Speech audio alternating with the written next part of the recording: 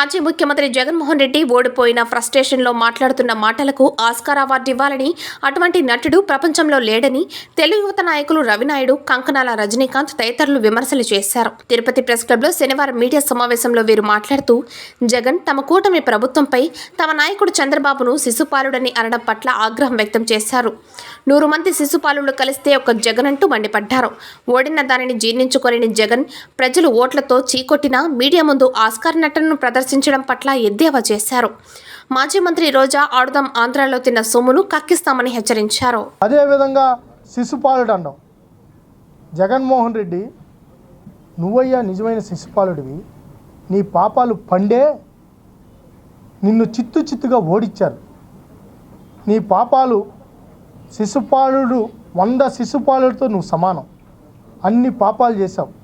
నిజంగా తెలుగుదేశం పార్టీ అధికారంలోకి వచ్చిన తర్వాత, కూటమి అధికారంలోకి వచ్చిన తర్వాత ఈ రాష్ట్రంలో ఎక్కడైనా శాంతి భద్రతల విషయంలో ఎక్కడైనా రాజీ పడ్డారా? ఏమన్నా జరిగాయా?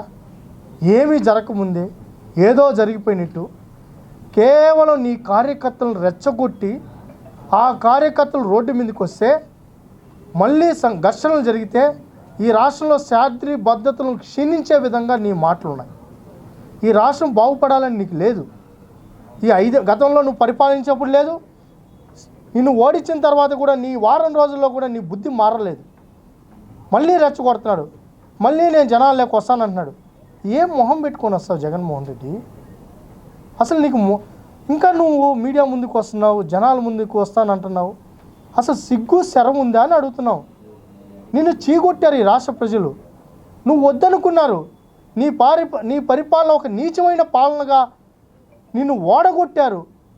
ఆ గెలిచిన సీట్లలో కూడా కన్ను లొట్టబోయి కొన్ని సీట్లు 4,000, కొన్ని సీట్లు 6,000 ఓట్లు వచ్చిన మెజార్టీ ఆ సీట్లవి.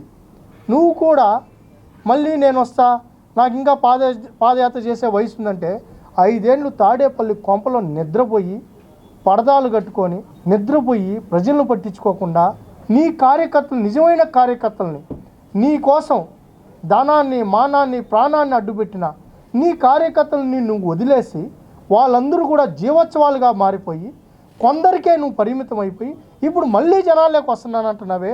అసలు నీకు ఏ మానవత్వం ఉందని నేను అడుగుతున్నాను.